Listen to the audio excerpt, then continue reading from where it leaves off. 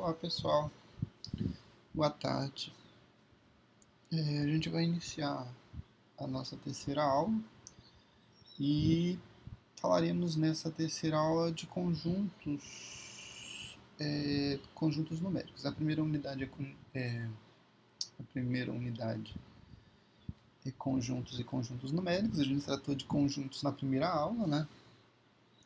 E nessa segunda aula a gente vai iniciar tratando dos conjuntos numéricos, né? Vamos falar de 3 conjuntos nessa aula, e na última aula a gente fala dos 2 últimos conjuntos, que são o conjunto dos números reais e dos números complexos, tá? Mas aqui então a gente vai tratar de números naturais, números inteiros e números racionais, tá?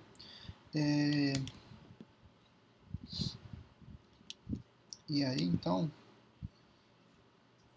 tratando aí já do nosso primeiro conjunto, o conjunto dos números naturais.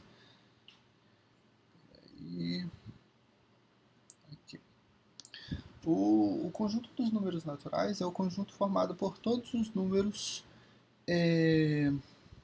positivos, né? incluído o zero, né? E aí a gente tem todos os números que apresentam um sinal positivo, né?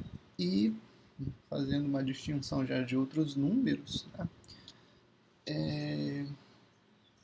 A gente exclui aí também os números que não apresentam, que apresentam, na verdade, né, aquela formação de vírgula alguma coisa, né? Então, são números positivos e esses números não são números quebrados, né? Não são os números decimais, por exemplo, né?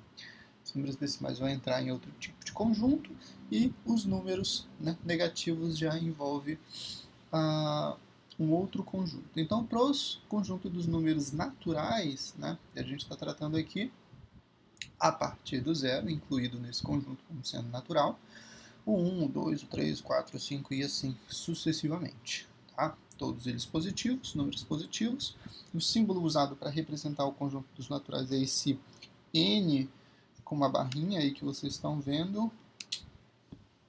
Droga.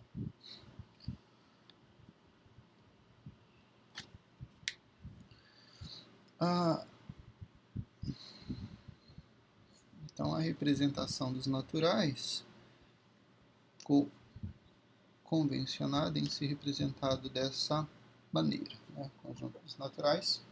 Essa é a representação, são um N, tá, gente? Um N com uma dupla barra aqui no meio, né? Uma dupla linhazinha aqui, tá? Então, símbolo para representar o conjunto dos números naturais. Ok? Esse conjunto, né, de números naturais, ele contempla algumas propriedades, né, que a gente vai fazer, algumas operações que a gente consegue fazer no conjunto dos números naturais.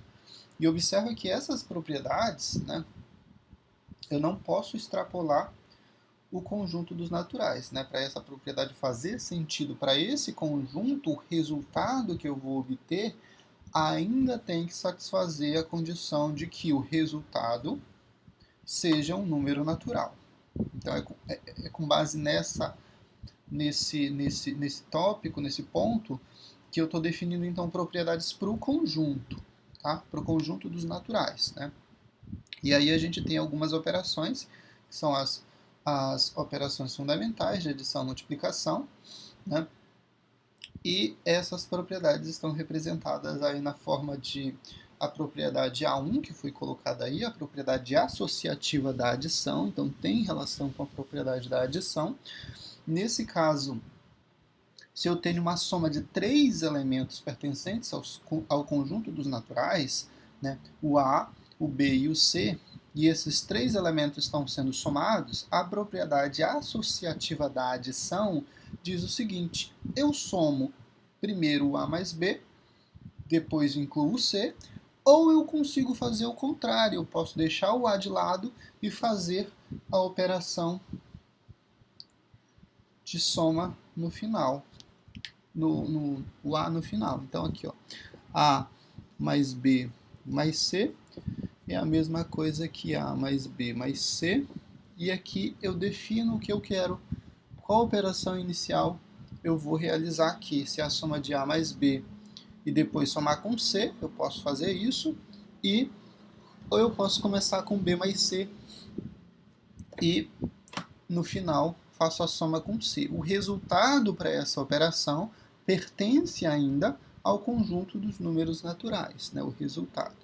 Por exemplo, 1 mais 2 mais 4, isso vai ser igual. E aí eu escolho qual propriedade eu quero, né? Qual o primeiro, os dois primeiros números que eu quero fazer a soma. Isso é 1 mais 2 é 3, somar com 4, o resultado é 7. 7 é um número natural positivo, né? É um número positivo. Ou eu posso fazer a mesma coisa aqui, né? Fazer essa operação de 2 mais 4, isso seria igual a 6, e 1 mais 6 é igual a 7 também, produzindo o mesmo resultado. Então essa é a propriedade primeira relacionada ao conjunto dos números naturais, que é a propriedade associativa da adição. Tá? A propriedade comutativa da adição diz que eu consigo inverter a ordem com que elas aparecem aí. É basicamente a operação anterior, só que aqui a gente está trabalhando com dois números e eu mudo a ordem com que esses elementos eles estão dispostos aí, sem alterar o resultado, tá? Sem alterar o resultado nesse caso. Essa propriedade comutativa diz que o A mais B produz o mesmo resultado que B mais C, certo? Propriedade comutativa da adição, tá?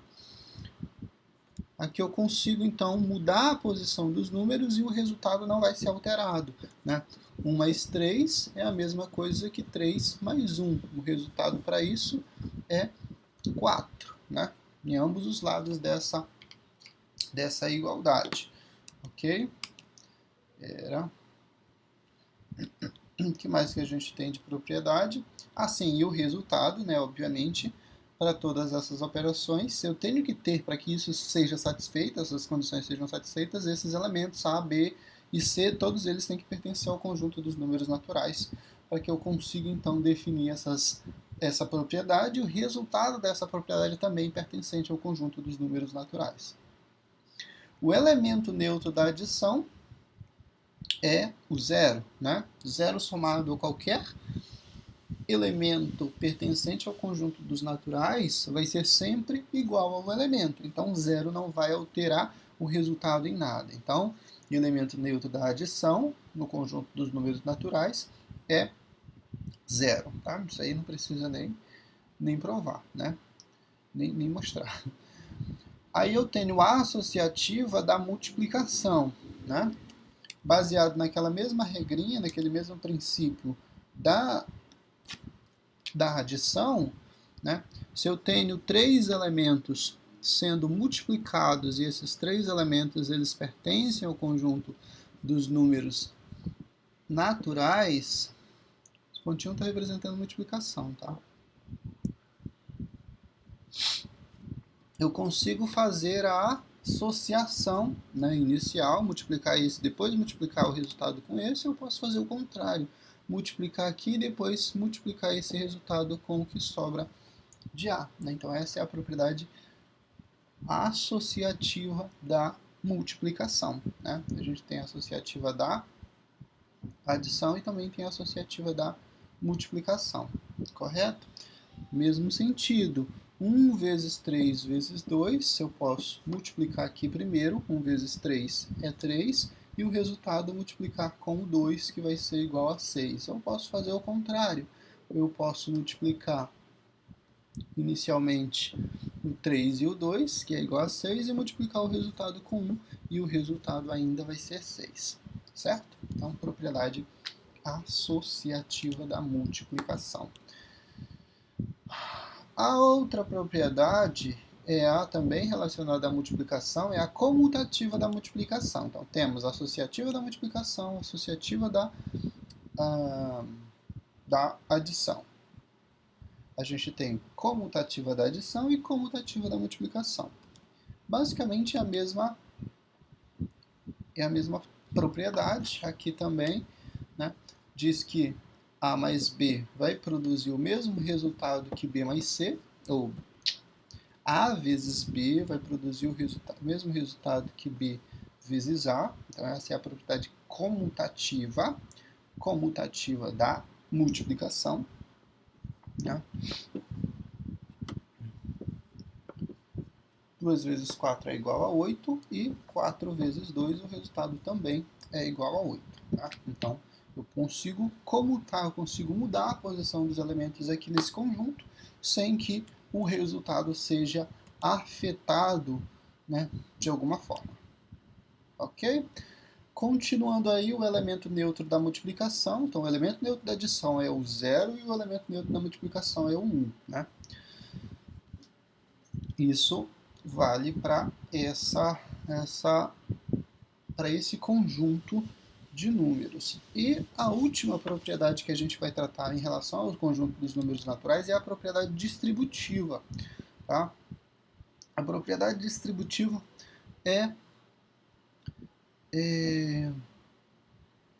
envolve tanto a adição quanto a multiplicação. Tá? Então, essa propriedade distributiva, ela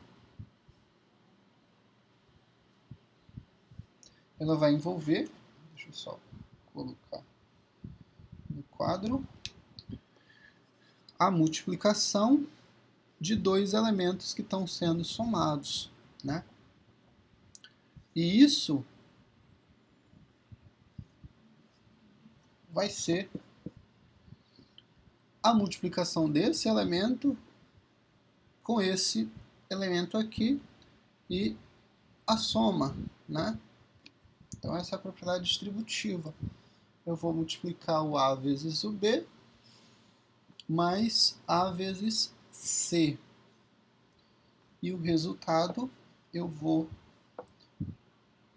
apresentar dessa maneira. A gente pensa que não faz muito sentido, né, trabalhar essa propriedade quando a gente está trabalhando com números, né? Porque o óbvio seria fazer a soma aqui e fazer depois a multiplicação, daria certo também.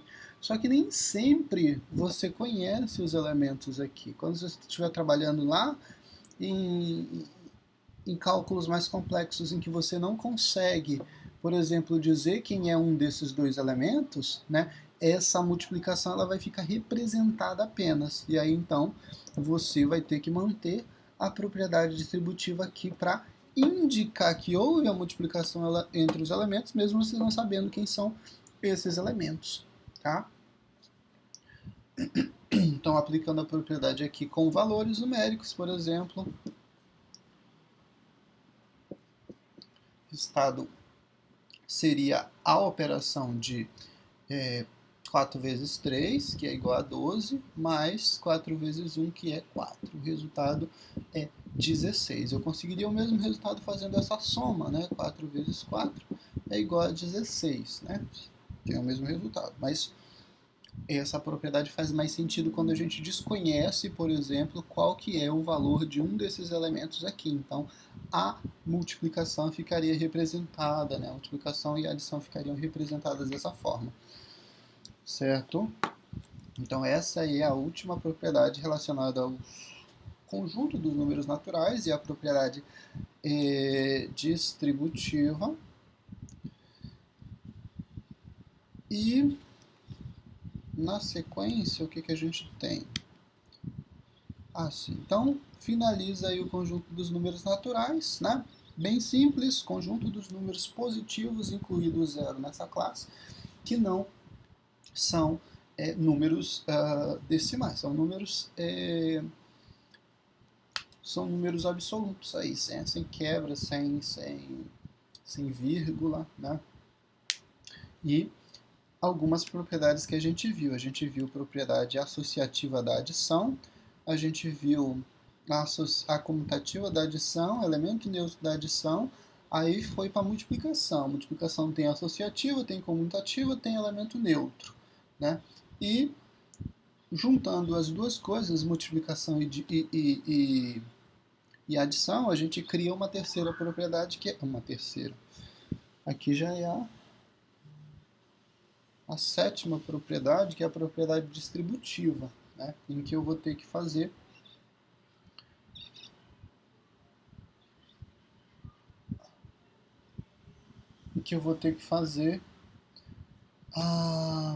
as operações aí em A multiplicando B e B multiplicando C e depois faz uma soma no final de tudo.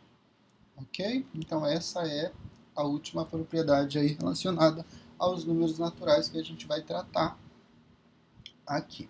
Na sequência a gente vai falar de números inteiros. O conjunto dos números inteiros, aí sim, a gente inclui nesse conjunto todos os números negativos que ficaram de fora aqui, lá nos naturais, tá? Então, aqui a gente vai incluir números, né, inteiros, e aqui faz mais sentido de falar números inteiros, né, para excluir, por exemplo, números decimais, porque dá a ideia do número real, né, do número sem quebra, sem vírgula, né? Então aqui a gente tem o conjunto dos inteiros formado aí por todos os números naturais, e aí a conclusão é, se o conjunto dos números inteiros inclui os números naturais dentro desse conjunto, a ideia, e aí ele observa que ele é maior, esse conjunto de inteiros ele é maior que o conjunto dos números naturais. Por quê? Porque nos naturais a gente só tem metade disso. A gente só pegou os positivos. Lembra? No conjunto dos números inteiros, eu já incluí números negativos. Então, obviamente, que todos os números inteiros, né, estão aqui dentro e a parte, né, que a gente vai chamar de oposto, né, de um número inteiro, vai estar aqui dentro também. Né? E cada número vai ter o seu oposto, né? O 1 com menos 1, o 2 com menos 2, o 3 com menos 3. Então, a conclusão óbvia aí é que o conjunto dos números naturais é um subconjunto dos números inteiros. Né? Se a gente fosse representar, fazer aquela representação na forma de diagrama, na forma de diagrama de Venn, o que a gente tem? A gente tem o conjunto dos números naturais, né? Representar esse quadradinho aqui que indica todos os números naturais. E aqui, né, teríamos o conjunto dos números inteiros representados aqui dessa forma. Então aqui, naturais, né?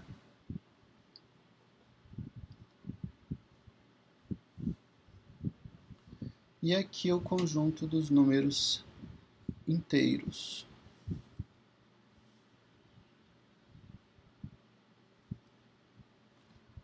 Certinho? Isso ficou torto, bem torto. Então aqui só os positivos e aqui inclui a parte negativa dos números, de todos os números aí, certo? E aí então outros subconjuntos, né? Um subconjunto de números inteiros positivos representado por esse símbolo, né, o Z+, todos os números inteiros positivos representados dessa forma, Z+, ele na verdade coincide com o conjunto dos números naturais, certo? Que é um subconjunto aí, né? Formado, então, um subconjunto de Z formado pelos positivos. Todos os números positivos e todos os números inteiros positivos são, na verdade, números naturais. O Z-, que aí vai excluir, né, os naturais, e aí eu vou ficar representado aqui só com os valores negativos, né? E assim por diante. E qual é o outro conjunto? Com o asterisco eu excluo o zero, tá? Chamado de inteiros não nulos, que eu vou excluir que eu vou excluir o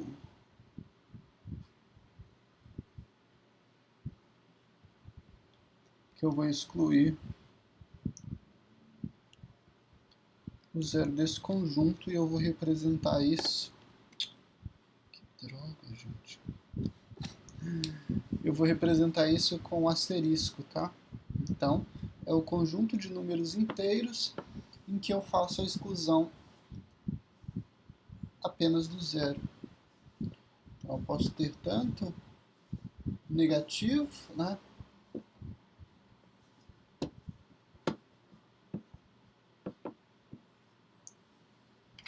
Sem o zero. Aí, então esses são os principais subconjuntos que eu posso criar a partir dos números inteiros, correto? E aí a gente avança então para ver o que? As propriedades. Tá? Então, só um resumo de tudo. O conjunto dos números inteiros é formado agora por todos os números naturais, né? E também os números que são opostos aos naturais, ou seja, os números negativos, né? A exceção vai ser o zero, que não vai apresentar o sinal, né? E aí, então, consigo criar subconjuntos. O subconjunto mais notável dos números inteiros é justamente o conjunto de todos os números inteiros positivos, né, que é, na verdade, o conjunto dos números naturais. E aí eu consigo também formar um subconjunto só com os negativos. E aí eu represento isso com z menos.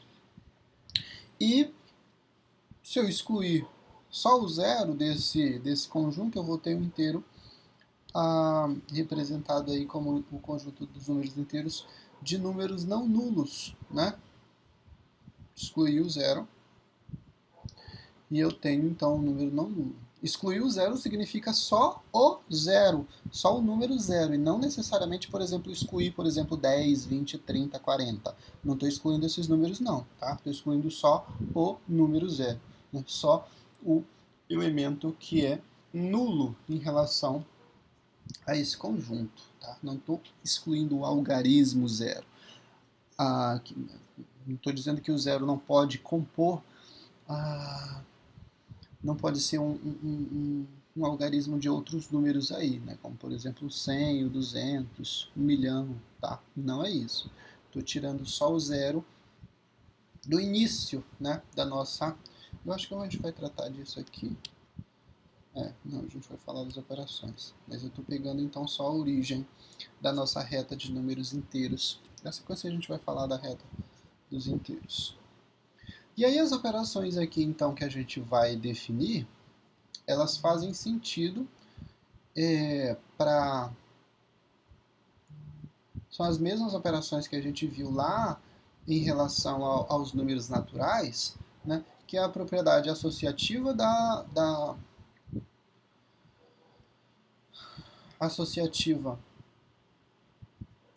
adição, a comutativa da adição e elemento neutro, né? São as mesmas propriedades que estão presentes ali no conjunto dos inteiros. Vamos lá, vamos tratar dessas propriedades aqui. E aí a gente já vai...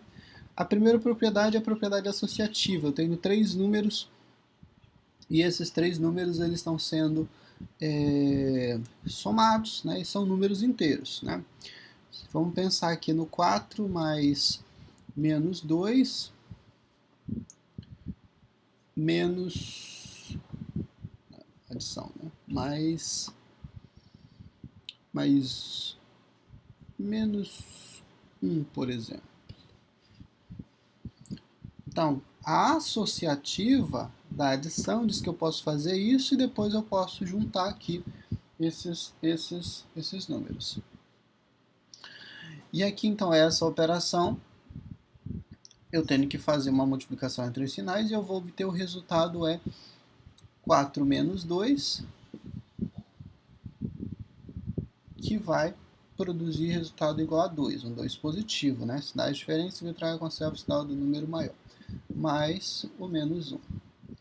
E aqui a mesma situação, então eu vou ter 2 menos 1 e o resultado vai ser igual a 1, certo? 1 positivo. Se eu fizesse o contrário, se eu fizesse essa operação começando aqui, né, eu teria então 4 mais menos 2 menos 1, certo? O resultado para isso aqui é igual a menos 3, né? E aí eu teria então 4 menos 3, que é igual a 1 positivo, correto? Então, a propriedade associativa da adição faz sentido aqui para esse conjunto de números inteiros. A comutativa da adição também está representada nesse conjunto de números, né? 3 mais menos 4 é a mesma coisa que menos 4 mais 3. O resultado para isso é um número inteiro e aqui eu teria 3 menos 4, o resultado é menos 1, sinais diferentes vitrai e conserva o sinal do número maior, não é isso? Sempre. O número maior no caso é 4 e o 4 é negativo. E a mesma situação aqui, né? Menos 1. Então, eu consigo fazer a comutatividade aqui, né? Aplicar. Meu Deus, o que vocês querem comigo? Não estou disponível hoje não. Então, a propriedade comutativa é essa segunda, a comutativa da adição. E o elemento neutro, né? Aqui da adição, né? O zero, né? Mesmo que o número seja negativo, o resultado não vai ser alterado. Então, zero é o elemento neutro da adição. O que mais que a gente tem aqui? Aí vem as propriedades multiplicativas, né? Multiplicativa associativa da multiplicação, menos 3 vezes 2 vezes menos 1, por exemplo. Posso fazer isso combinado aqui, ou eu posso fazer o contrário, né? Menos 3 vezes 2 é menos 6, que vai multiplicar o menos 1. O jogo de sinal vai produzir um resultado positivo, então resultado 6 para essa operação. Eu poderia fazer isso, encontrar o mesmo resultado fazendo essa primeira multiplicação e só no final multiplicar com menos 3 o resultado.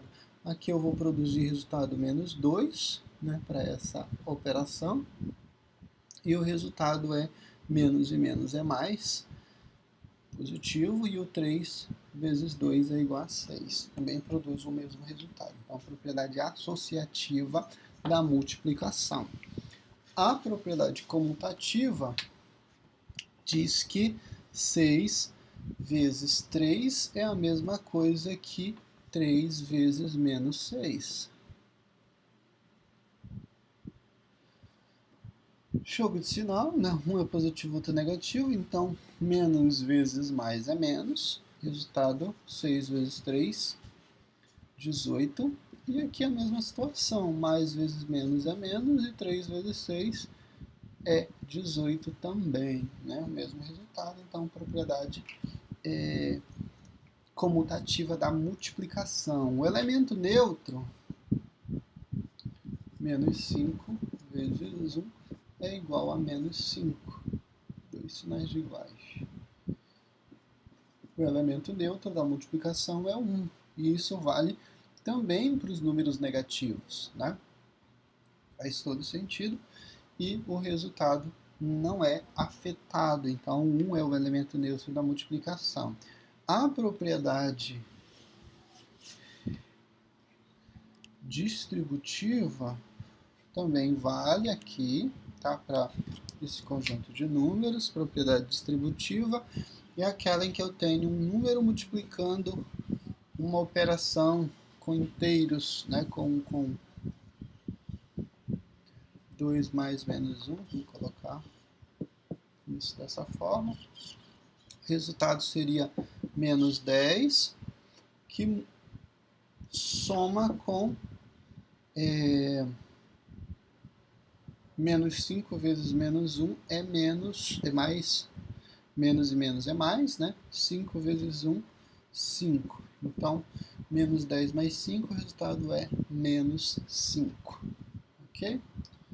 Só representando aqui, então, o menos 5 multiplica o 2 e o menos 5 multiplica o menos 1 também. Correto? Essa é a propriedade distributiva da envolvendo números inteiros, né? Assim como nos números naturais, também faz sentido para esse conjunto de números, mesmo que eles apresentem sinal de negativo aí, ainda faz sentido essa propriedade para esses números também. Tá?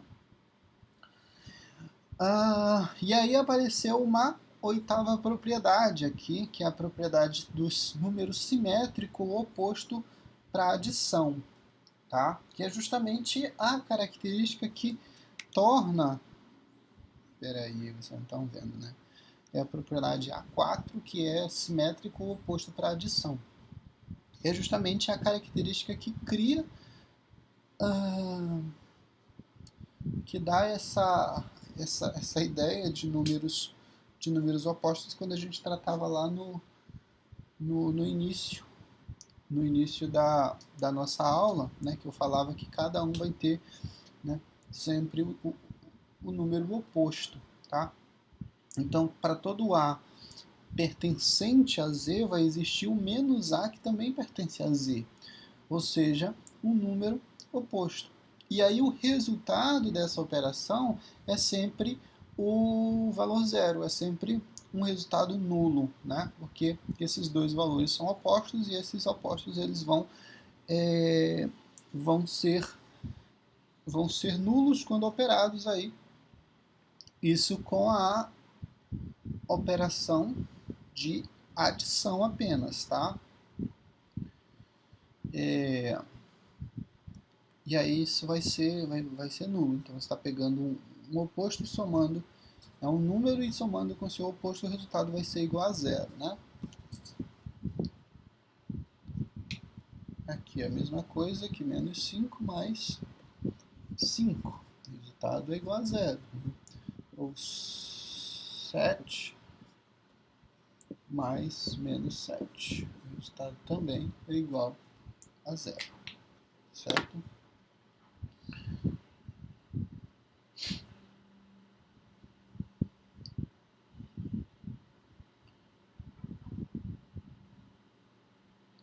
Aí essa propriedade ela vai criar a operação de subtração dentro do conjunto de números inteiros, tá? E aí a gente já tem então a propriedade de subtração, né? Aqui dentro desse conjunto. Observa que a subtração não está definida no conjunto dos naturais, porque é possível que quando ao subtrair um número, né, o resultado ele seja um número negativo, né, e o número negativo não pertence aos naturais. Então, por isso que a operação de subtração não está definida no conjunto dos números naturais. Ela vem ser definida aqui no conjunto dos números inteiros, né? Porque aí o resultado já pode ser tanto positivo quanto negativo, não vai fazer diferença, mas ele vai estar presente no conjunto dos números inteiros, né? Um resultado positivo ou um resultado negativo está presente nos inteiros. Então, a propriedade está definida aqui para o conjunto dos números inteiros, certinho? Deixa eu só pegar uma água aqui e eu já volto. Pronto, voltei. Continuando então aqui, o que a gente tem? Né? Então definimos a operação de subtração, né, que vai aparecer aqui no conjunto dos números inteiros. E aí vamos falar da reta então, né? A reta dos números inteiros, a nossa famosa reta de números inteiros, que vai incluir tanto os números positivos quanto os números negativos com zero na origem da reta dos números inteiros. Tá? Geralmente a gente usa essa representação para representar também o conjunto dos números reais, né? Todos os reais. A gente consegue representar nessa reta, mas nesse caso ele está representando os números inteiros. Tá?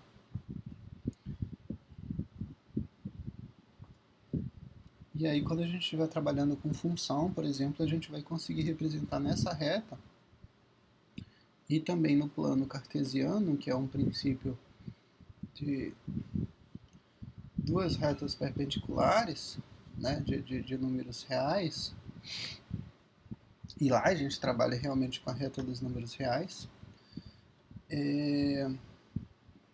a gente vai ter então a representação aí para o gráfico das funções, enfim. Mas esse é o início de tudo, né? Então aqui eu tenho os números inteiros, né, representados na reta dos números inteiros. Zero na origem, números positivos à direita, e isso vai para o infinito, né, o infinito positivo representado aí pelo símbolo, por esse símbolo, né? E aí então caminha lá para o infinito positivo, tá? 3, 4, 5, e aí não tem fim essa reta, né? E aqui a gente tem os números negativos, né, a parte negativa da reta, e aqui também eu tenho a representação disso indo para o infinito, só que para o infinito negativo, tá? E aí também, obviamente, né, se caminha para o infinito, essa caminhada nunca vai ter fim, né? Nunca vai chegar ao último número, né? Porque o último número não existe, de fato. E aí, o que mais que a gente pode deduzir dessa reta? A gente tem que cada número nessa reta, cada número é sempre menor que o seu antecessor. Isso para o lado positivo. Por exemplo, o 2. O 2 ele vai ser menor que o 1, vai ser menor que o 0, vai ser menor que o... vai ser maior. Tá? 2 vai ser maior que 1, que vai ser maior que 0. Né? O 3 ele é sempre maior que o seu antecessor e ele vai ser sempre menor que o seu sucessor, né? O antecessor que vem antes, o sucessor que vem depois, tá? Então, nesse caso, 3 ele é menor que 2 e é menor que todos os números antes dele, obviamente, nessa reta. O 4 vai ser maior que o 3. E aí, se a gente for pensar aqui no sucessor, então o 2 ele é menor que o 3. O 3 é o sucessor de 2. Tá? Na parte dos negativos, por exemplo, o que acontece? A gente tem que o menos 2 ele é menor que o menos 1. Então, o menos 1 é maior. E aí vale a regra do sucessor antecessor. Né? Ou seja, o menos 2 é maior que o seu antecessor, que no caso é o menos 3, e o menos 2 ele é menor que o seu sucessor, menos 1. Tá? Mesma coisa aqui para o 0. Né? O menos 1 ele é menor que 0, que é o seu sucessor, e o menos 1 é maior que o 2, que é o seu antecessor.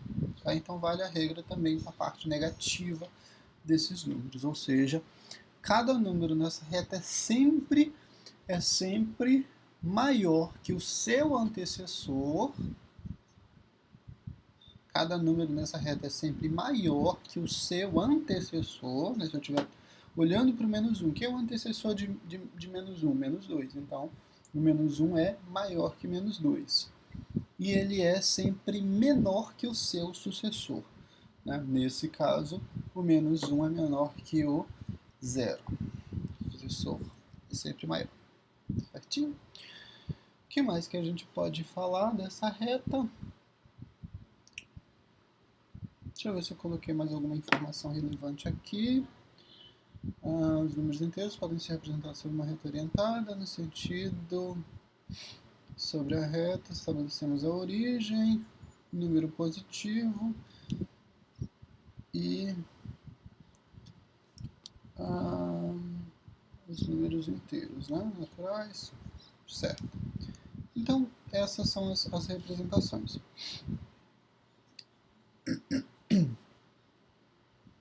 Para o conjunto dos inteiros, a gente adiciona mais uma informação que tem relação com o divisor de um número. Tá? E aí o critério, então, que a gente vai utilizar aqui para definir esses elementos é justamente, a gente vai pensar, né, na divisibilidade do número, mas com a ideia da multiplicação como plano de fundo. O que acontece? A gente vai chamar, então, que o inteiro, o número inteiro, né? O inteiro, e aí, quando falar de número inteiro A, lembrem que ele pode ser tanto positivo quanto negativo. Esse número inteiro A, ele é divisor do inteiro B, né? E aí é representado por esse símbolo A barra B, né? O símbolo de divisão. Quando existir um terceiro valor, um terceiro número, que vai ter exatamente esse resultado do valor B quando multiplicado por A. Fica confuso, né? Vamos lá. A gente está pensando aqui na ideia de divisibilidade, né? Cadê meu quadro aqui? Divisibilidade. Então a gente está trabalhando com valores inteiros A, B e C, né? E aí a gente diz que A é divisor de B, e aí a gente tem essa representação, A é um divisor de B, se isso acontecer, tá? Se somente se isso acontecer, a multiplicação de C por B vai ser, multiplicação de C por A vai ser igual a... vai ser igual a B, tá? Então a gente está admitindo a existência de um terceiro valor, e esse terceiro valor é um número inteiro também, tá? É um número inteiro, de modo que a multiplicação para isso, tá? A multiplicação para isso vai ser exatamente o valor inteiro B. Então, A é divisor de B, ou seja, A consegue dividir o B se e somente se isso acontecer. A vezes o resultado. E aí a gente pensa nessa divisão, né, é na verdade o resultado da divisão como sendo esse C como sendo o resultado dessa divisão, e na verdade quando a gente faz a operação de multiplicação de A vezes C, a gente tem exatamente o valor que foi dividido por A, tá? Então essa é a propriedade da divisão aqui aplicada ao conjunto dos números inteiros.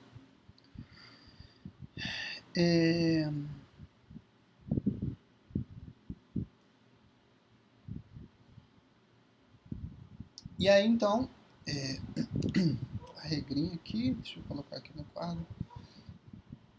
A é divisor de B se, somente se, existe um C pertencente também ao conjunto dos números inteiros, tal que C vezes A é igual a B. Né? Essa é a propriedade como foi colocada. Né? Esse símbolo, esse E ao contrário aí, E ao contrário, é o símbolo de existe. Né? Se ele tiver com uma barrinha, Esse símbolo é o símbolo de existe, B, existe, e aqui se ele vier com uma barrinha, não existe, tá? Não existe e não existe, nesse caso a gente está usando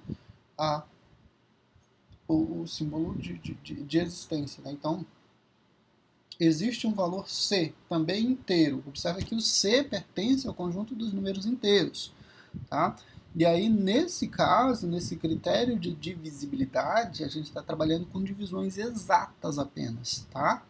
Baseado nesse princípio, nesse critério, e observa que a ideia de divisão, né, a gente associa a ideia de divisão também com números decimais, né?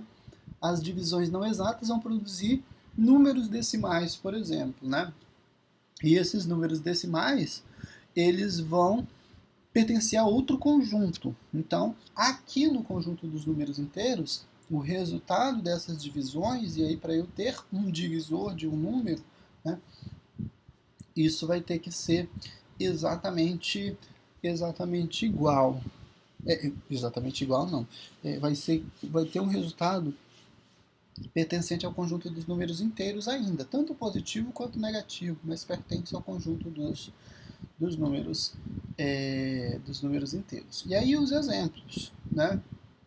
Por exemplo, 2 é um divisor de 12, tá? E essa é a leitura, tá? 2 é divisor de 12.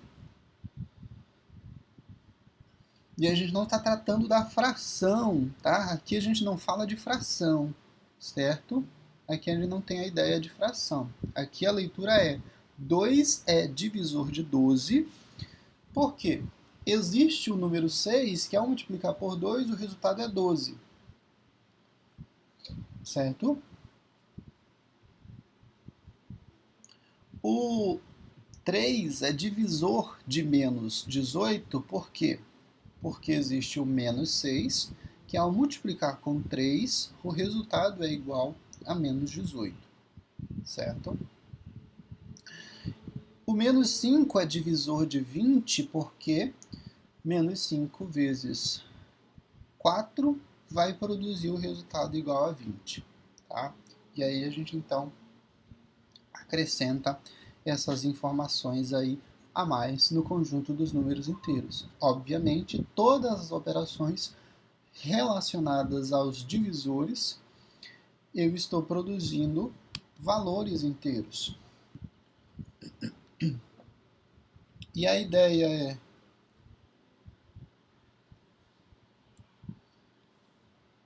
se a gente reúne todas as informações de todos os divisores de um dado número, a gente cria um conjunto que é dado,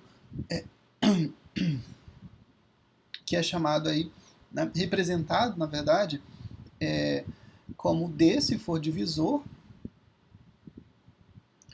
e o múltiplo, né? Pulei a questão do múltiplo, tá? Quem que é o divisor e quem que é o múltiplo?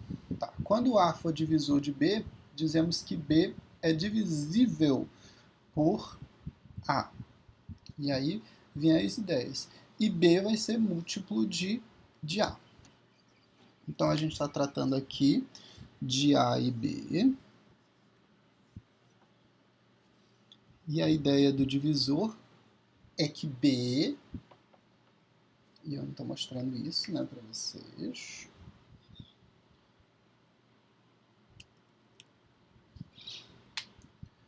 Então, a divisível, né? Quando é que vai ser? B, se a gente tem aquela regrinha lá. A é um divisor de B. Ou seja, significa dizer que o B é divisível por A. Tá? B é divisível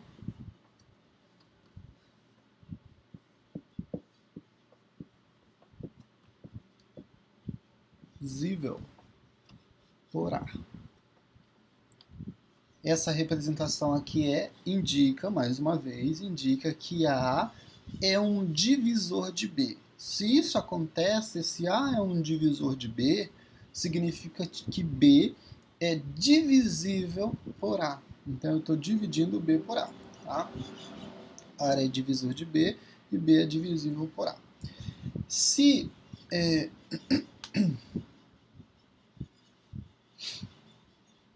E aí eu também, né, posso indicar que B é um múltiplo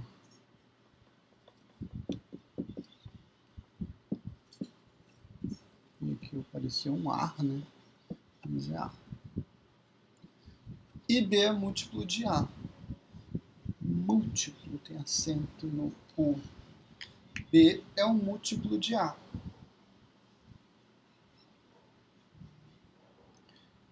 E a ideia de múltiplo é justamente... A ideia de múltiplo é associada à multiplicação. Tá? O múltiplo de um número é o resultado de uma multiplicação, né? No caso, o A vezes C, lembra do C, o A vezes C vai produzir o resultado B. Então, essa multiplicação produz esse resultado, significa dizer que B é múltiplo de A, tá? Ou eu poderia dizer também que B é múltiplo de C, né? Eu vou encarar, vou olhar isso daqui, tanto de um lado quanto de outro. B é múltiplo de A, né? Porque eu sei que existe um número que ao multiplicar por A, o resultado vai ser igual a B. Então, isso é a ideia de múltiplo. E aí, se eu fosse pensar no valor C, né, eu digo que B é múltiplo de C, porque existe um número que ao multiplicar por C, o resultado vai ser exatamente igual a B. Essa ideia de multiplicidade, tá? Entendido aí esses detalhes? Espero que sim, né? Mais uma vez, essa representação indica que A é divisor de B. Se A é um divisor de B, significa dizer que B é divisível por A. Eu consigo dividir o B por A. E a mesma ideia é que B é um múltiplo de A. Tá? O conjunto aí de todos os números inteiros, e aí a ideia lá voltando para a questão dos conjuntos, né? O conjunto inteiro A qualquer, indicamos como DA, né, para esse elemento exatamente, o conjunto de seus divisores. E como MA, o conjunto de seus múltiplos.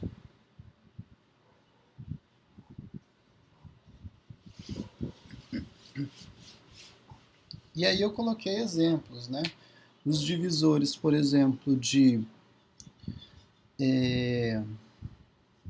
2, representado aí todos os divisores de 2. O 1 é um divisor de 2, o menos 1 é um divisor de 2, e o 2 e o menos 2 também é um divisor de 2. Eu não estou mostrando, mas está aqui, né? Está aqui essa representação aqui. Deixa eu pegar aqui uma. Droga.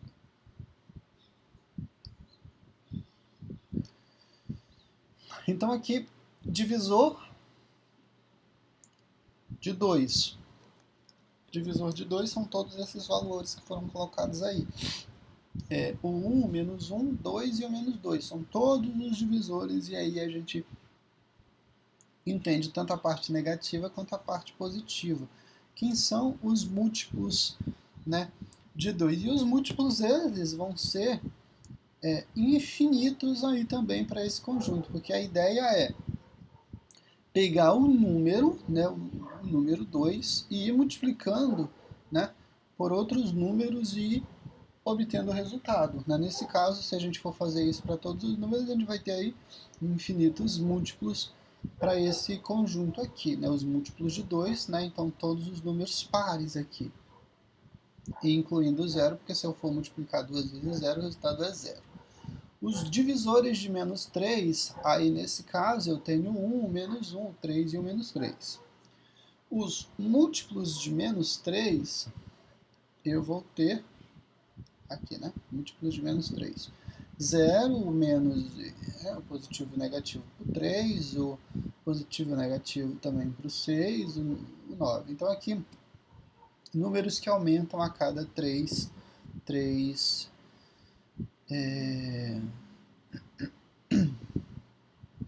que aumentam a cada 3 unidades, né? E aí inclui tanto o positivo quanto o negativo.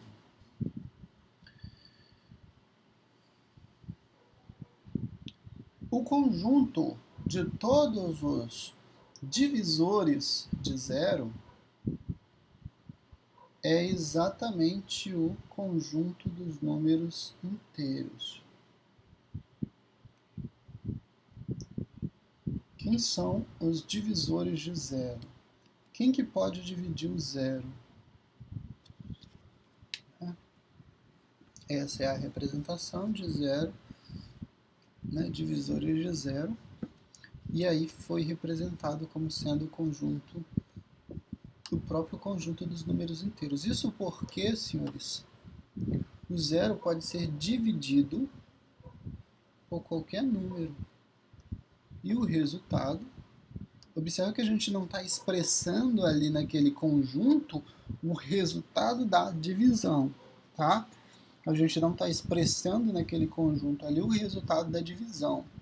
No caso dos múltiplos, a gente está expressando sim o resultado da multiplicação do número com um resultado, tá? Mas aqui no caso dos divisores, a gente está representando os números que conseguem dividir o 2, por exemplo. Né? Os divisores de 2. Vou pegar outro valor. Divisores de 10, por exemplo. Né? Quem são os divisores de 10? Os divisores de 10, eu incluo o 1, o menos 1, o 2, o menos 2, o 5, o menos 5 e o 10 e o menos 10. Né? Todos esses valores aqui, eles conseguem dividir o número 10, né? Conseguem dividir, né? 10 dividido por 1 é 10, 10 dividido por menos 1 é menos 10. 10 dividido por 2 é 5, 10 dividido por menos 2 é menos 5. 10 dividido por 5 é 2, 10 dividido por menos 5 é menos 2. 10 dividido por 10 é 1 e 10 dividido por menos 10 é menos 1.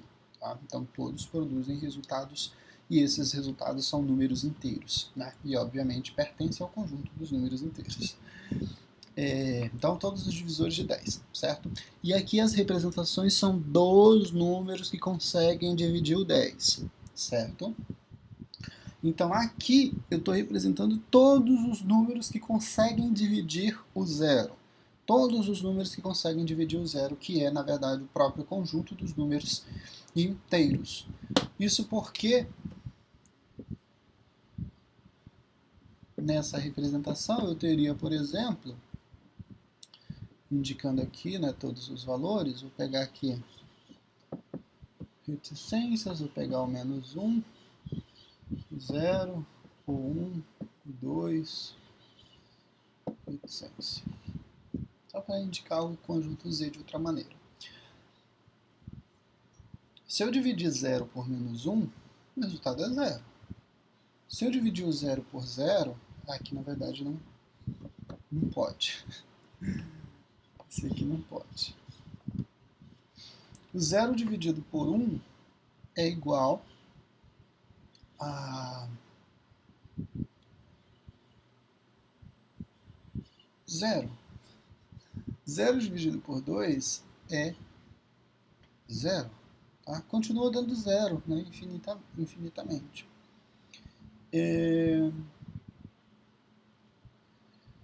E aí, a gente vai ter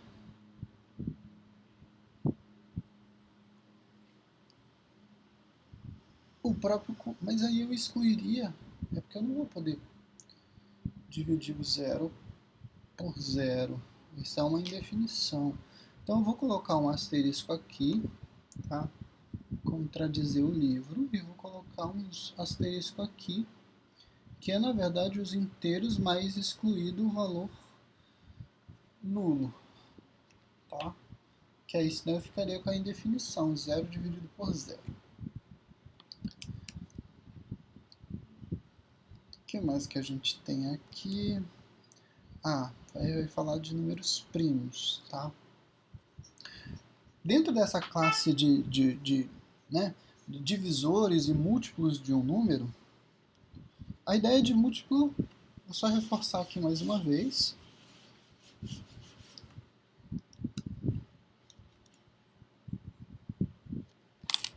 Por exemplo, múltiplos de 5. Representado dessa forma, múltiplos são todos os valores que eu consigo obter ao multiplicar o 5 por outros valores, né? E aí outros valores inclui-se todos os números inteiros. Então, quais são todos os números que eu consigo obter ao fazer a multiplicação dos 5? É como se eu estivesse fazendo essa multiplicação assim, ó, aqui. 5 com o conjunto dos números inteiros. E aí eu teria o conjunto de múltiplos, né, desses valores. Então, 5 vezes 0 dá 0. 5 vezes 1, né? 1 ou menos 1, então vai dar mais ou menos 5. 5 vezes mais ou menos 2 vai dar o menos mais e o menos 10, né?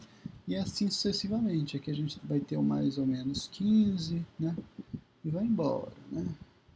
Tanto para esquerda quanto para a direita, mas aqui representado sempre o valor positivo e negativo, né? Para indicar esse conjunto de múltiplos, né? Do número 5.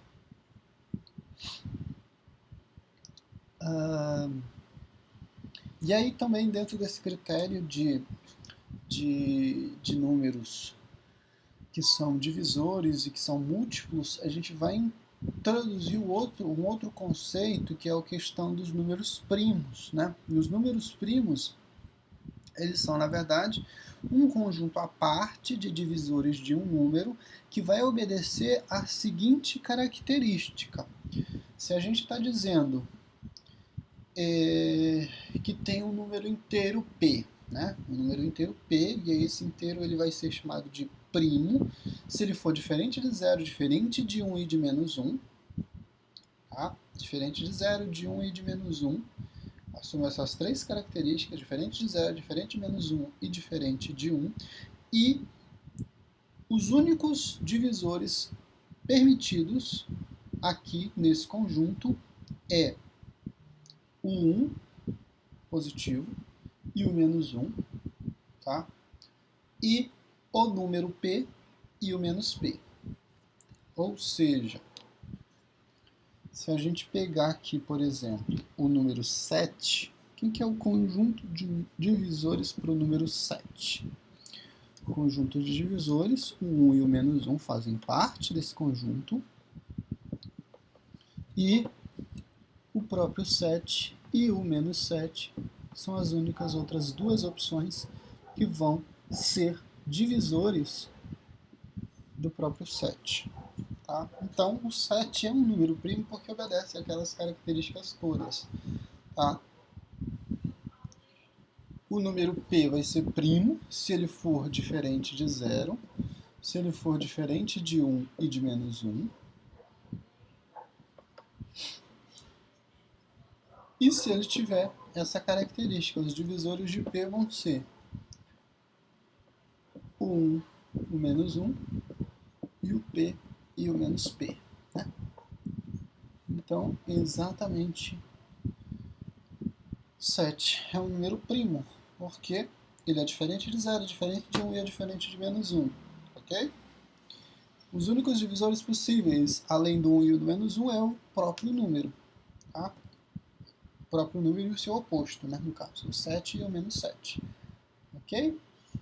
O número 13 O número 13, ele é um número primo, porque é diferente de 0, é diferente de 1, é diferente de menos 1, e os únicos divisores que ele admite, além do 1 e do menos 1, é o próprio 13 e o menos 13. Tá? Então, os números primos apresentam essa característica e eles são definidos aí com uma classe especial de números, né, relacionados ao conjunto de divisores, né, pertencentes aí ao número inteiro. E obviamente que esse número primo, ele pertence ao conjunto dos números inteiros, tá? Porque se a gente for pensar em número racional, que a gente vai ver daqui a pouco, a gente consegue dividir qualquer número por qualquer número, né? Tem algumas exceções, mas de maneira geral a gente consegue fazer uma divisão, né, para qualquer valor. Então a gente está pensando em conjunto de divisores com aquela ideia de divisão exata, tá? Então, o número primo vai estar definido apenas no conjunto dos números inteiros, obedecendo essas regras aqui. Ser diferente de 0, de menos 1 e de 1, né? 1 e menos 1.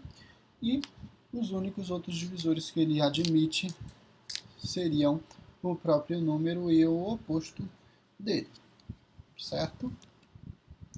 Aqui eu coloquei alguns exercícios, mas pelo andar da aula, a gente ainda tem bastante coisa para ver, eu vou deixar que vocês tentem resolver isso daqui, porque são coisas bem simples, né? Quais das opções são verdadeiras, vocês vão analisar essas situações aí e vão responder, né, de A a I, se é verdadeiro ou falso, né?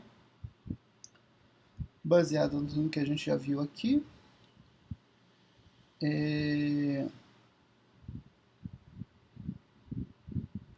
E a 66 e 67 são divisor. E 67, né, para definir, né, 66 para definir os divisores desses números, todos que foram colocados aí.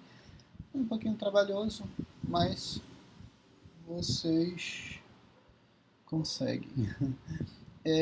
E a 67 é a questão dos números primos obedecendo essas características, né? Observa que, por exemplo, você de cara vai excluir 3 opções aí porque é um critério de exclusão para ser primo, né?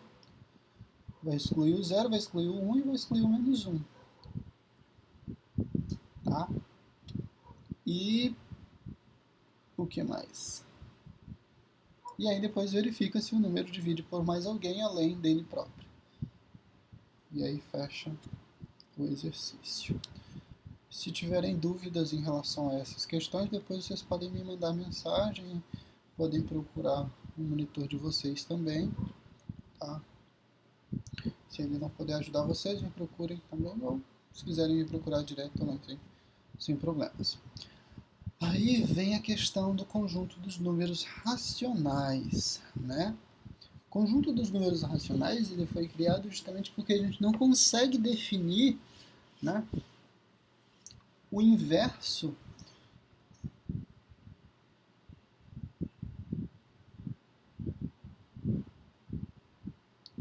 de um número inteiro. E aí, para a gente criar, né, essa ideia de número inverso, observa que o inverso não é o oposto. O oposto é a situação em que eu tenho um número e o outro com sinal trocado. Então, o oposto de menos 3 é o 3. O oposto de 3 é o menos 3. Tá? Aqui a gente está tratando de um inverso de um número. Nesse caso, o inverso está associado à divisão desse número. Tá? E essa representação aqui, por exemplo, se a gente estiver tratando de um número Q, se a gente estiver tratando de um número Q, e esse número Q for diferente de 1 e de menos 1, encontrei isso na internet. sobre esse número que foi diferente de 1 e de menos 1. Sai daí, mulher.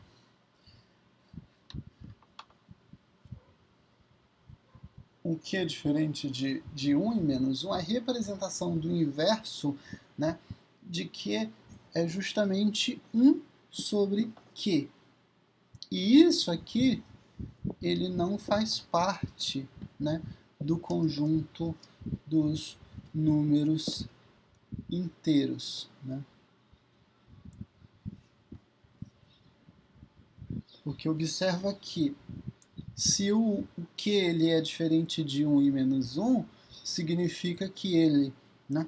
E aí a gente vai desconsiderar o sinal aqui só para fazer isso, que o valor absoluto do número Q, e aí pensem no valor absoluto como número sem o sinal, né? Por exemplo, esse Q pode assumir qualquer valor aqui, ele vai ser então, o valor absoluto dele vai ser então maior que 1, né? Vai ser maior que 1. E esse resultado dessa divisão, né, não vai produzir um valor inteiro, né? Eu já vou tratar aqui de números decimais. E é por conta disso que, né, por causa dessa não previsibilidade desse resultado no conjunto dos números inteiros, é que se criou o conjunto dos números racionais, né, justamente para incorporar esses resultados, né? E para a gente colocar aqui a questão dos números inversos também nesse grupo, tá?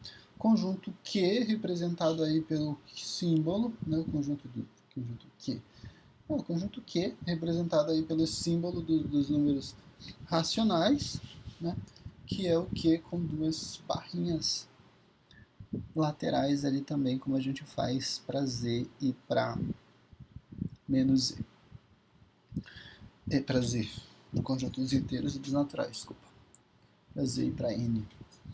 Conjunto dos, então, chama-se conjunto dos números racionais, é o símbolo que foi colocado aí, o conjunto dos pares ordenados ou frações A sobre B, em que A pertence aos inteiros e o B pertence aos inteiros não nulos, ou seja, exclui o zero, né? Porque o zero não está definido como sendo um divisor de A, certo? O zero não tá definido como sendo um divisor de A, então exclui-se o zero. E aí quais são as definições que a gente vai tratar aqui? Essas definições, a primeira é a da igualdade, né? Para que eu tenha duas frações ou dois números racionais iguais, o que deve acontecer? A sobre B é igual a C sobre D. E aqui a gente já estabelece um importante conceito,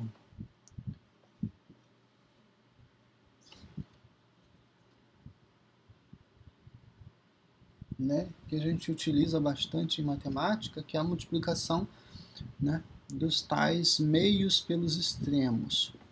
Que para que isso ocorra, para que essa igualdade seja estabelecida, a multiplicação de A vezes D tem que produzir o mesmo resultado que a multiplicação de B por C. Tá? A vezes D tem que produzir o mesmo resultado que B para C. Se isso acontece, então eu digo que a fração A sobre B é igual à fração C sobre D. Tá? E aí é um critério que a gente utiliza lá em Matemática Elementar 2, eu acho, quando está trabalhando com razão e proporção. Tá? Então, essa ideia associada aos números inteiros é um princípio que vai ser trabalhado ali na matemática financeira. E aí, pegando um exemplo, 3 sobre 7 é igual a 7 aprende. Deixa eu pegar um 4, se eu consigo alguma coisa. Aqui, para dar 12, eu teria que ter um.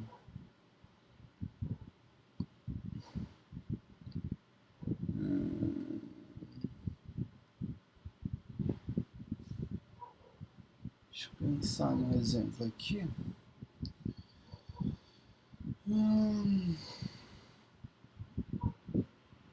É mais fácil pensar em um exemplo que não é igual, né? Então, 8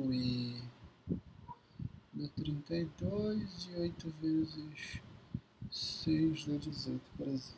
Então aqui eu tenho duas frações diferentes, né, cujo resultado eu vou ter, se eu multiplicar esse por esse, o resultado é 18, se eu multiplicar esse por esse, o resultado é igual a 32, né? E aí por isso que essas duas frações não são iguais. Geralmente isso vai acontecer quando um for o inverso, né? 4 igual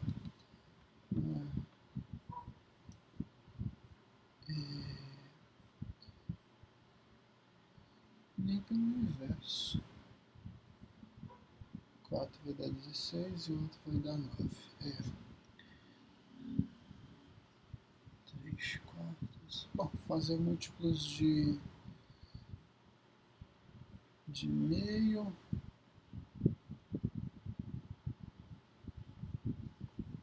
2 quartos e 8 sobre 16, por exemplo. Pegando aqui os múltiplos. Essas duas frações são iguais. Justamente eu consigo. Observa que o valor, né, representado aqui na forma de racional é diferente, mas o resultado para isso é igual, né?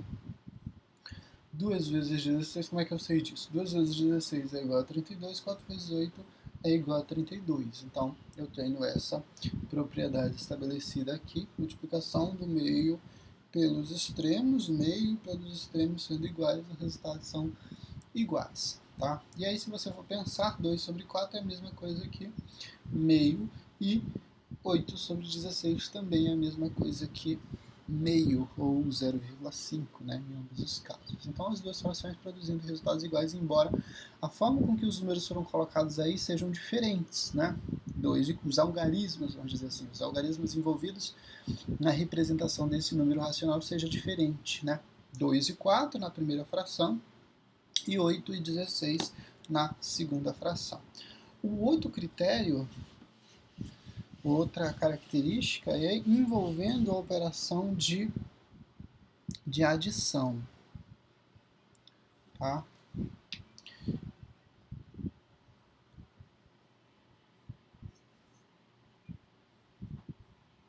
No caso da adição desses números racionais,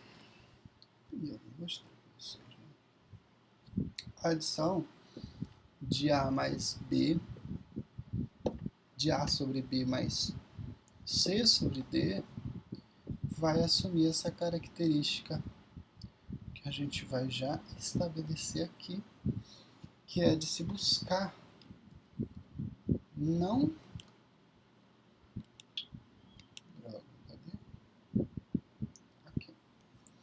se buscar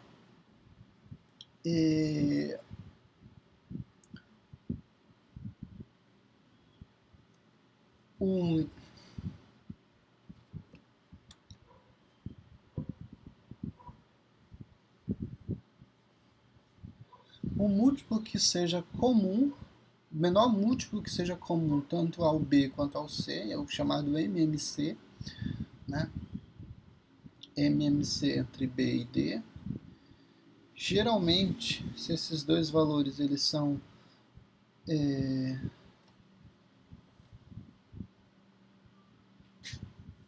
números primos eu consigo fazendo através da multiplicação, tá?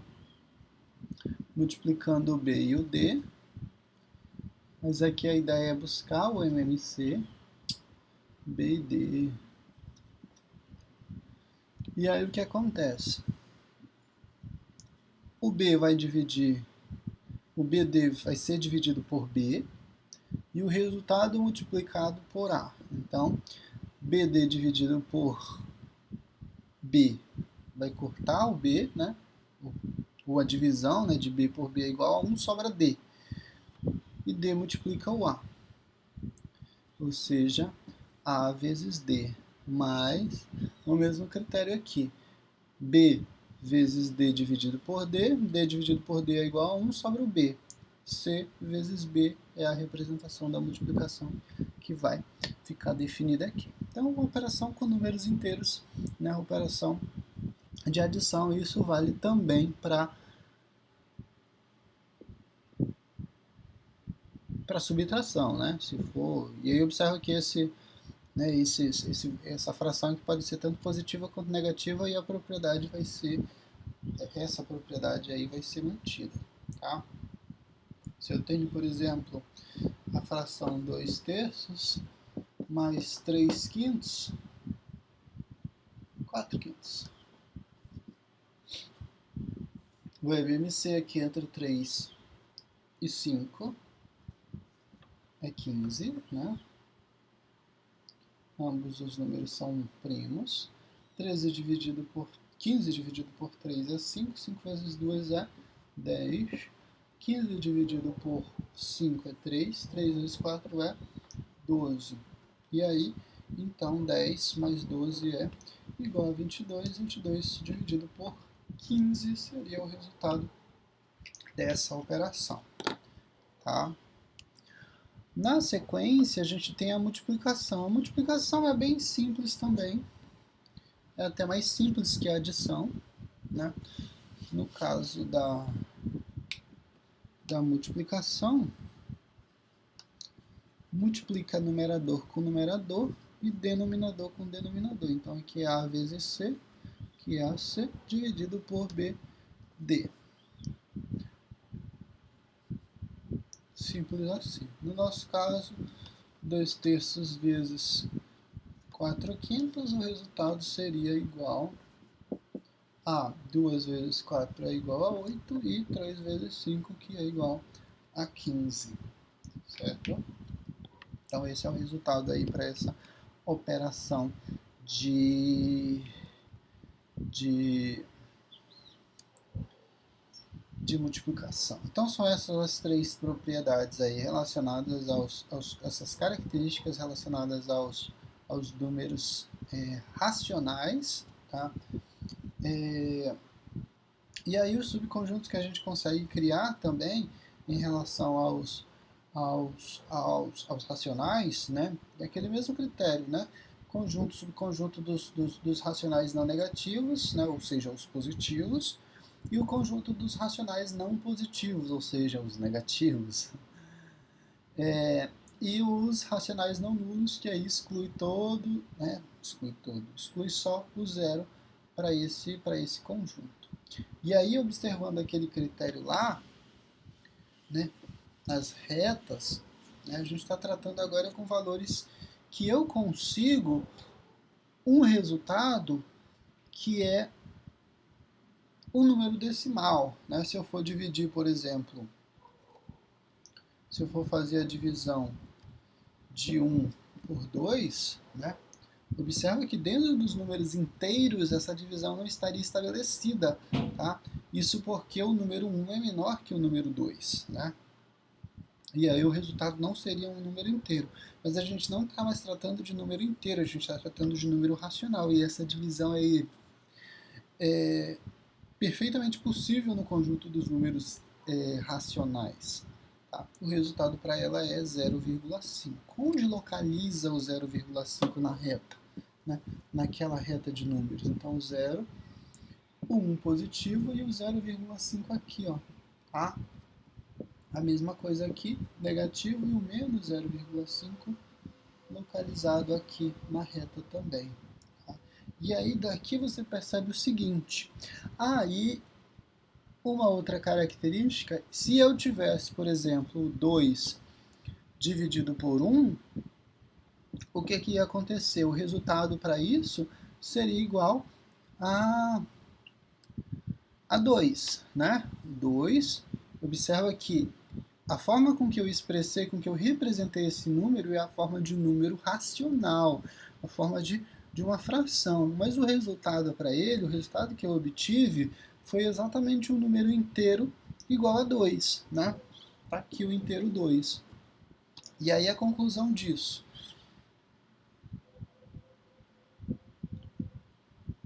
Uma operação dentro de um conjunto sempre vai pertencer àquele conjunto, ou seja, esse 2 pertence aos números inteiros, aos números racionais também. E aí a conclusão. Só que o 2 também é um número natural, ou seja, 2 é um número natural, 2 é um número inteiro, 2 é um número racional, certo? E aí a conclusão é aquela conclusão de pertencimento dos conjuntos aí, né? A gente tratou do conjunto dos naturais, deixa eu fazer só um conjunto dos naturais aqui, né? Representamos o conjunto Z aqui.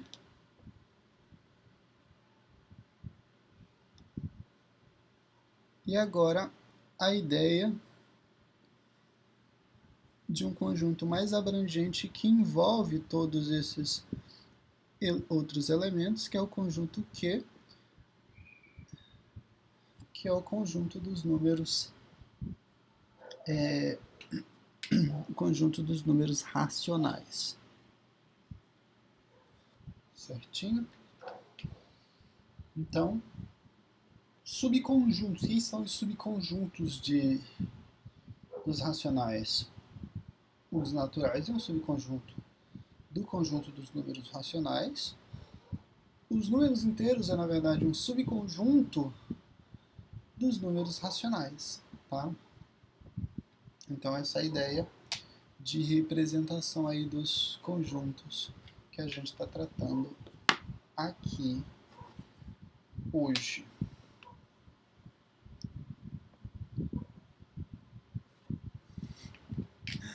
Ok, senhores? Seguindo, vamos ver o que a gente tem mais aqui. Né, os subconjuntos incluem os negativos, os positivos e os não nulos. E aí, se a gente for pensar nessas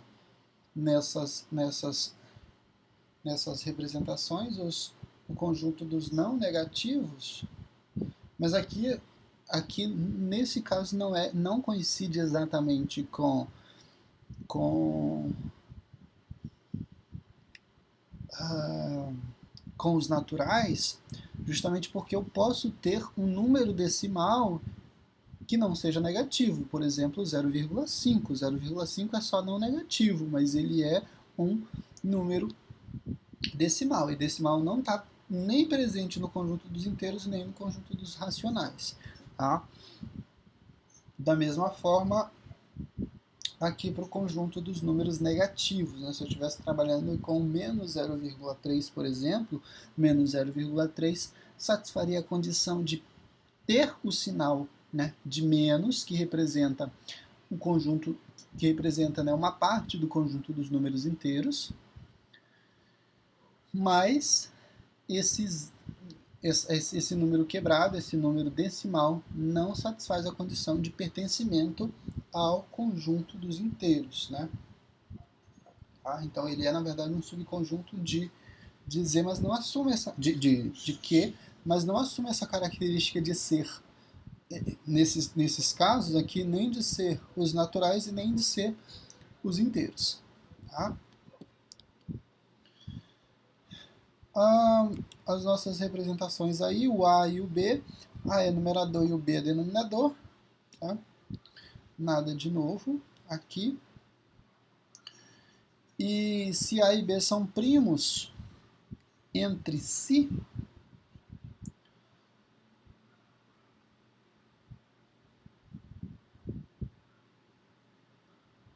a gente vai ter uma fração irredutível. primos entre si aqui nesse caso, o menor divisor comum deles vai ser o próprio 1. Tá? Ou seja, eu não tenho outro número que divida tanto A quanto B ao mesmo tempo, além do 1. Tá? Essa é a ideia de primos entre si associada a isso. Tá? Não existe entre A e B um outro número que divida os dois números ao mesmo tempo além do 1. Certo? Então, é por isso que esse MDC, o máximo divisor comum entre o A e o B, é o próprio 1. Tá? E aí, se isso acontece, eu tenho uma fração irredutível. Tá? Se isso acontece, eu tenho uma fração irredutível, que é os casos aqui em que foi colocado, por exemplo, 2 e o 3. Não existe, além do 1, um número que vai dividir tanto o 2 quanto o 3. E aí, então, a fração se torna irredutível. Um exemplo de que, por exemplo, aquela fração que a gente tratava, 8 e 16.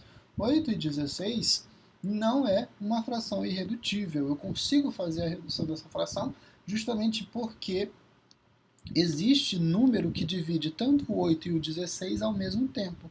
No caso, o próprio número 8. Se eu dividir 8 por 8, o resultado vai ser 1. E se eu dividir o 16 por 8, o resultado vai ser igual a 2. Aqui eu já não tenho mais. Aqui eu tenho uma fração irredutível, porque eu já não tenho um número que divida o 1 e o 2 ao mesmo tempo, além do 1. Tá? Além do 1.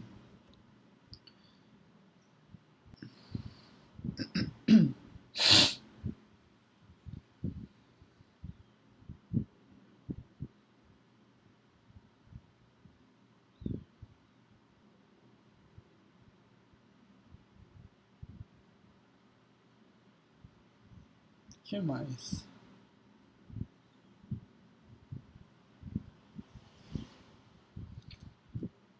Consideremos o conjunto que é formado pelos números racionais com denominador unitário. Sim, aquela ideia de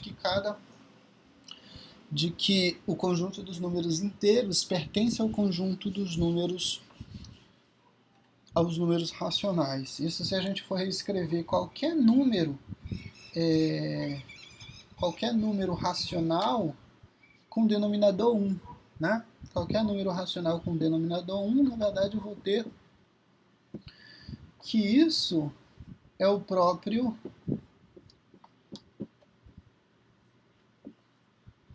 número inteiro, né? Então aqui a representação é de um número racional, mas esse número racional é na verdade um número inteiro, né? Esse racional é um número inteiro, então daí a ideia que vem de que na verdade os inteiros pertencem aos números racionais, ao conjunto dos números racionais. Tá?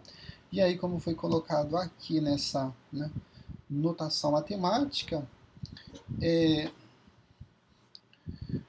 um subconjunto Q' formado pelos números racionais, né, com denominador unitário, ou seja, o denominador é sempre igual a 1, esse conjunto Q' vai ser o conjunto de todos os elementos na forma de x dividido por 1, né, denominador unitário, tal que esse x pertence aos números inteiros.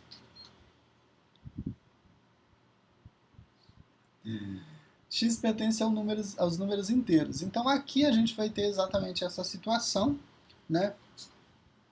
E aí, para verificar se é racional, tem que valer aquelas 3 propriedades iniciais lá. E aí, nesse caso, a fração A sobre 1 é igual a B sobre 1, somente se o A for igual a B. A operação de adição ali é, na verdade, A mais B, né, como você vai perceber. E a última propriedade, que é da multiplicação, né, faria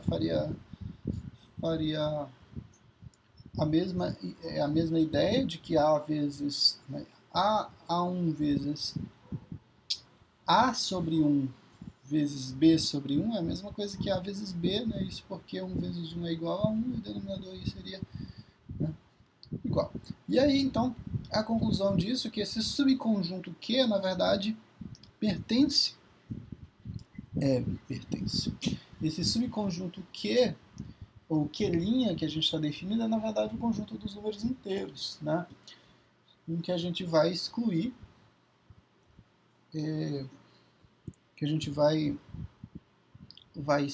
na verdade, todos os números não decimais, né? Todos os números decimais, desculpa. Isso porque a gente tomou só um subconjunto, tá? A outra parte, ou seja, a outra parte que fica de fora são, né, realmente os valores de frações que não são exatas, né? Os resultados das frações que não dão o resultado exato. E a gente pode olhar para esse subconjunto com essa mesma ideia, né? Aqui eu vou ter frações, ou seja, eu vou ter divisões, que a fração é, na verdade, uma divisão, tá? Então eu vou ter frações cujo resultado vai ser um valor exato, né? Uma fração que vai produzir um valor exato, né? 10 dividido por 2, 10 sobre 2 é igual a 5. 5 é um número inteiro. E aí todas essas frações que produzem resultado inteiro, e aí pensa na parte negativa também. Se eu tenho a fração menos 6 dividido por 2, ou seja, a fração menos 6 sobre 2, ou menos 6 meios, né, da forma como queiram colocar, o resultado para isso é menos 3. Menos 3 é um número inteiro. Então eu tenho frações que produzem resultados, né, que são números inteiros. E aí, se eu estou trabalhando com fração, se eu estou trabalhando com a ideia de um número dividindo o outro, representando um número, que essa é a associação. O número racional é a divisão racional. Tá? A ideia de número racional remete à ideia de divisão. Tá? Então, quando falar de número racional, você imagina que está acontecendo ou que aconteceu uma divisão. Se a gente for pensar, por exemplo, no número 7 como sendo um número racional, qual que é a ideia que a gente vai pensar associada ao 7? É que o 7 foi dividido por 1. É o resultado mais óbvio, né? 7 dividido por 1 é 7.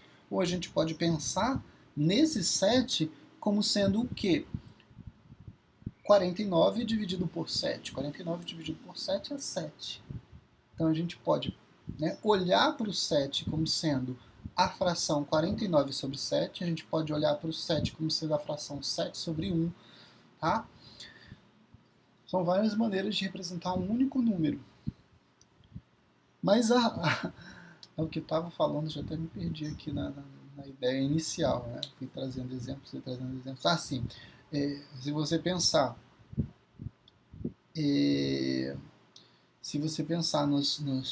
nesse subconjunto, né? Valores de fração que produzem resultado exato é número inteiro. Só que eu tenho as frações que não produzem os valores inteiros. Eu vou ter frações que vão produzir valor decimal. Né? E é justamente essa partezinha aqui, ó, que vai ser os decimais, né? E os números não inteiros. Né? Todas as frações que vão produzir resultado inteiro, aqui, ó, conjunto dos números inteiros e o próprio conjunto dos números naturais, se eu estiver trabalhando só com valores positivos para essas frações aí. Né? Mas, né, tanto positivo quanto negativo, número inteiro.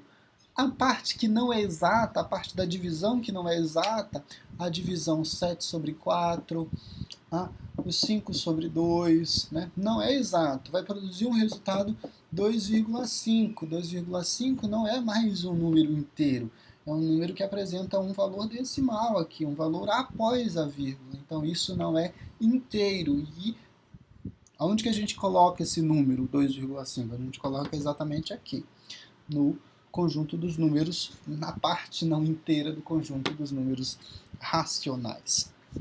Tá? Então essa é a ideia por trás aqui dos números racionais. Tá? Na aula da semana que vem a gente vai falar das operações envolvendo esses conjuntos, né? Aquelas operações lá que já foram verificadas tanto para os números inteiros quanto para os números naturais, e acrescentar mais algumas aqui. E vamos falar também de outros números, né? Os números reais, né? E os números complexos. Os números complexos eu acredito que vocês vejam na